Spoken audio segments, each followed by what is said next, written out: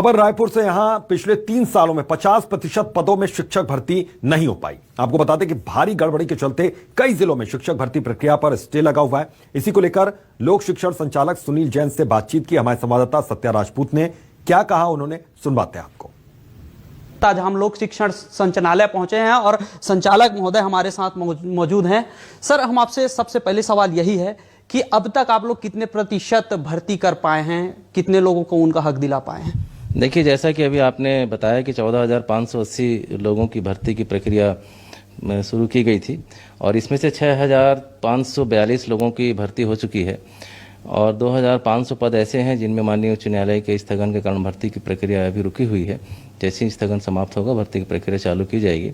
शेष 4,000 जो पद बच रहे हैं उनकी भर्ती की प्रक्रिया हमारे दूसरे चरण की हो चुकी है। तृतीय और चतुर्थ 2 चरण में हमको करना है और 31 मार्च तक की समय सीमा के अंतर्गत हम जितने हमारे पात्र अभ्यर्थी होंगे सबको हम उसके पदोन्नति का आदेश जारी कर देंगे। कौन कौन से वर्ग में कितने कितने सीट है और उसमें आप लोग कितने भर्ती कर पाए हैं, जैसे शिक्षक, अध्यापक और सहायक शिक्षक? देखिए, जो हमारे यहाँ व्याख्याता के पद थे 3,177 पद थे, जिसके विरुद्ध हम लोगों ने 2,546 पदों की भर्ती कर ली है।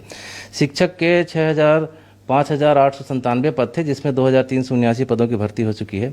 सहायक शिक्षक के 5,506 पद थे, जिसमें 1,615 पदों की भर्ती हो चुकी है। कोर्ट स्टे की बात करें, जैसे कि आपने संख्या बताई कि इतने संख्या में जो है कोर्ट का स्टे है, तो बाकी जो अन्य जैसे कि अध्यापक की बात करें तो उसमें भर्ती नहीं होने के पीछे का क्या कारण है? शिक्षकों में भर्ती नहीं होने के पीछे का क्या कारण है?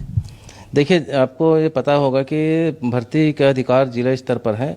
चूँकि अभ्यर्थियों को किसी प्रकार की असुविधा न हो, इसका राज्य सरकार ने पूरा ध्यान रखा और उसका एक यूनिफाइड पोर्टल बनाया है और जो राज्य स्तर से सभी को उनकी इच्छा के अनुरूप जिलों में आवंटित स्थानों पर नियुक्ति के लिए उनका प्रस्ताव भेजा जाता है।